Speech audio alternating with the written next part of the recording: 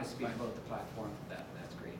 News never sleeps. News So. never sleeps. So, as Mark MacKenzie, Roger Fleury, and you know all of us here, Sylvie is the trim road, on the other side trim road, Glengarry-Prescott-Russell, and myself in Orleans. And I'm Hull-Aylmer. Okay, so he's videoing it, so we should. Oh, it's a video. So we should start with the official. Okay, just to introduce myself, my name is Paul Maillet. I am sponsoring this particular press conference. We have got together with a group of candidates in Ottawa. We call ourselves just the Ottawa Greens. And we've decided to have a series of press conferences, one a week. And we thought we would begin with the one for the reason that we're sitting here today, or that we're having this conference today, and that is ethics and contempt of Parliament and why government fell. And then in succeeding weeks we will have other press conferences on other issues of importance to us, like the transit, the economy, I think the agricultural community, and then some of the others. So I've introduced Mark MacKenzie, candidate in East End, Roger Fleury on the other side of the river, Ottawa-Aylmer, and Sylvie Lemieux from Glengarry-Prescott-Russell, and myself from Ottawa-Orleans, and Mark's from Ottawa, West-Nepean. So the reason that we're here is basically because of the contempt of Parliament issue and the motion that resulted in that. I mean, if you look at even what ethics is, ethics has wrongness in terms of rules, and it also has right and wrong in terms of what your children would understand. So there was a large amount of issues that arose, and I think the contempt motion was the result of a cumulative amount of issues rather than the 2 or 3 issues that were used in the motion. There has been in this campaign a curious refusal of other parties to directly address the issues. They do say it on their way to talking about other issues.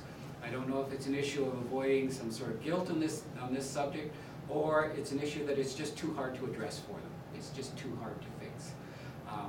So in that sense, if you look at what the wrongdoing that occurred was and the obstruction, certainly there's a whole endless list of issues, but the important ones are that when they denied or providing information to Parliament, which is going to hold them accountable for things like torture allegations in the war that was going on in Afghanistan, the UN Declaration of Indigenous Rights. I mean, why we were one of the last countries to sign on to the UN Declaration of Indigenous Rights when we're a value-based country. At least Canadians think that they're a values-based country.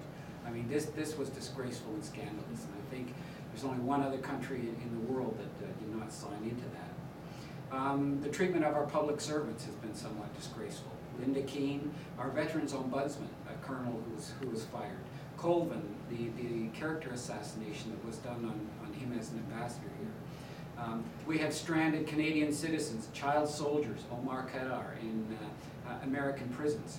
And in the face of requests by the American government to take him back, and we have still refused. And I think it's very disgraceful in how we treat Canadian citizens who get into trouble abroad. Environmental obstruction is absolutely wrong in a global sense. And the fact that we lost the Security Council's seat is a damning indictment of what Canadians, or what the global community now thinks about trusting Canadians. I mean, this should have been a seat that should have been automatic. Nobody would have dared run against us given our reputation. But we were forced to withdraw from that on the basis of the fact that we knew we would not win. So on the part of Canadians, I mean, Canadians are very concerned. I'm very concerned. This is not who we are, and I think there was an outrage that built and a result of this motion that came to Parliament. So we need to change. So where are the solutions and where do we go from here? I think it's the issues we have to change in 3 really important areas. Our fundamental democratic practices. I mean, we may be looking at a culture of minority governments from here on in. We have to have a fundamental change in accountability. And we have to have a fundamental change in the engagement and the language and the voices of ordinary Canadians with regards to their government. The solution, it's not hard at all. You get the ethics right and everything else is easy. All the other subjects that we've got to deal with and all the other subjects that are being dealt with by the politicians in this election become very, very easy, because we will work on a basis of shared values, common values, and shared issues, and having a bias for good, ethical, honest behavior, where the ethic of care people count, and they count first. So the way ahead is quite simple. This is really a call to Canadians to elect honest people. If you elect honest people, we now have a running start for having an honest government. Demand new politics of cooperation, compromise, courtesy, and collaboration. I mean, we are now looking at a future of minority governments. We have to demand effective accountability measures. And what this means is we have to have an effective balance of controlling wrongdoing when it happens and building integrity when we face difficult ethical issues. And this means that we have to accept the truth. We all have to be able to speak the truth. We have to acknowledge the truth, accept responsibility for it and our part in whatever happens. We have to make restitution that if we are in some sort of difficulty here. And we have to make apologies. I mean, there has to be a side where we are honest as MPs here.